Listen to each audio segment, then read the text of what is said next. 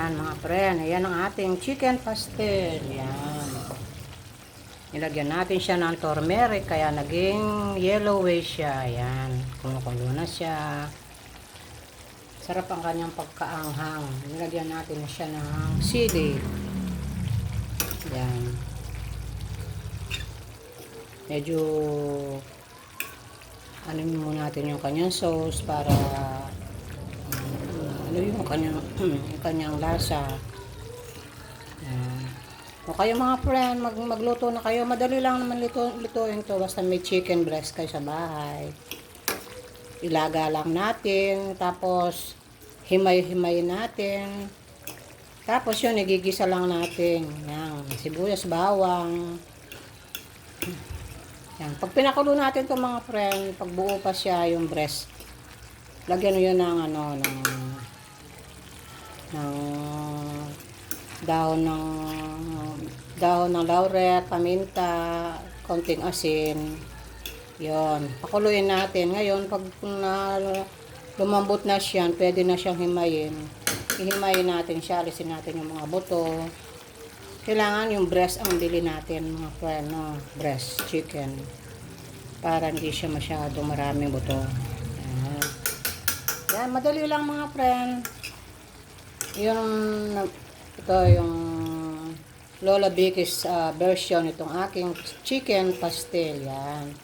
Nakikita nyo dun sa mga labasan, yung mga nagtitinda ng chicken pastel. Tapos nilalagyan nila ng rice. Yan. Ngayon, kung may time na rin kayo, gumawa na rin kayo para sa inyong mga pamilya. Yan. Para tikman nyo ang luto ng chicken pastel. Ayan.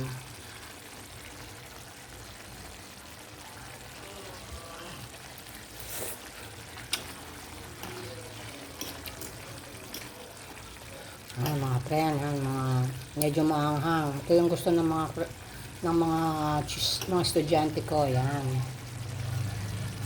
Lalo na si Ron, mahilig sa maanghang. Ayan.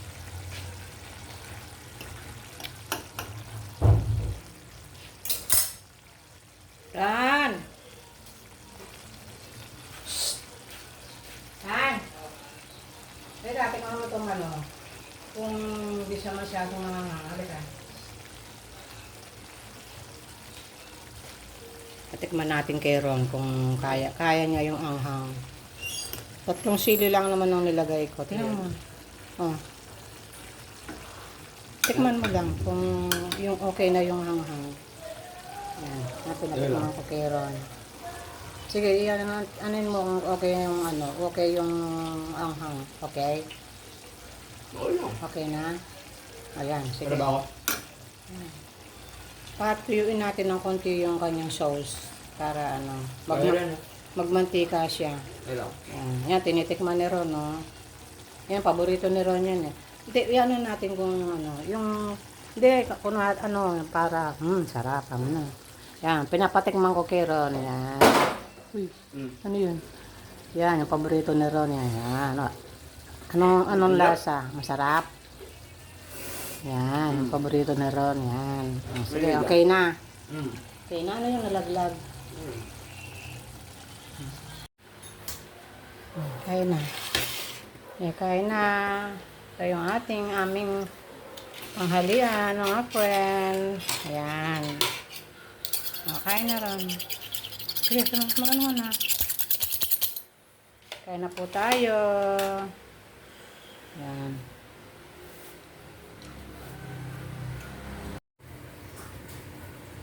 Hello, mga friend. Ayan. Paalis tayo ngayon. May meeting si General Assembly yung sa school ni Ron. Kaya ito, sasamahan natin siya. Yan. Tapos mamaya pupunta kami sa may bibili kami. Yan. Yan. Samahan niyo ako sa aming pangpunta dun sa isasama ko kayo dun sa school nila. Yan. Nakikipag-meeting lang ako. Ay, bilisan mo na. Magbilis ka na, bilisan mo na. Ay, mga friend, punta tayo dun sa dun sa ating pupuntahan for today. Yan. Yan. Bilisan mo. Magano muna tayo, lagay muna tayo ng lotion. Yan, para di nag-ano yung ating mga paa. Bakit ka nang kaya? Huh? Ba nang sabon? Ay, maraming ganun. May pagkarlaman na. Kasi tama pa. Ito, tapos na kami ng lolo. Bilisan mo daw. Huwag mo sinisira yung tubig. Binigay niya ni kuya mo yan?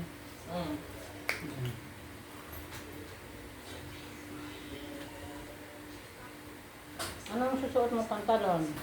Short lang? Yung short na short na maong.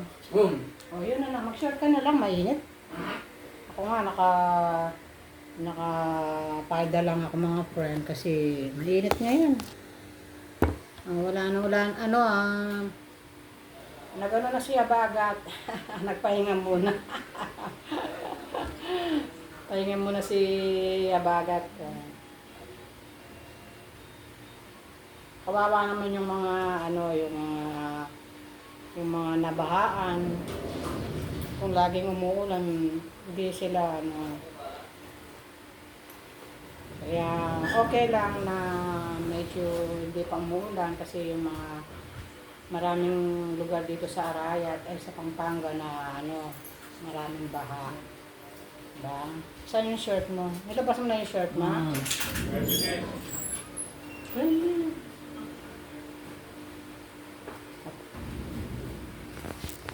Paano mga friend? Alis na tayo. Wala naman tayong hindi na tayo naglagay ng mga kure-kuretete sa ating mukha. Yan. Hello. Ito, nandito kami sa school. Yan. Nandito kami sa mailalim ng puno. Kasi mainit dun sa cover court. Yan.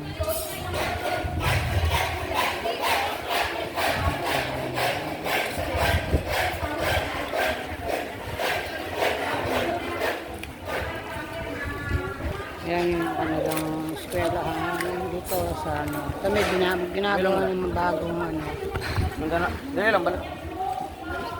Uy, baka tumagal ka.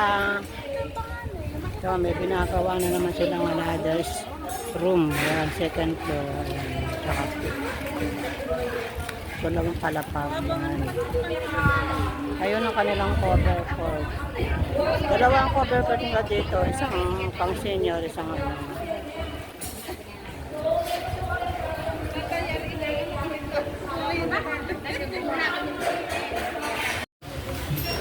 Yan, nandito kami ni Ron. Binili ko siya ng ito fresh milk. Yan. Ay, hindi sa atin ito. Binili ko siya ng fresh milk. Tsaka yung may yogurt kami. Ito, may yogurt. Plain lang pala to. Yogurt. Yan, dito kami sa 588. Yan. Ano yan?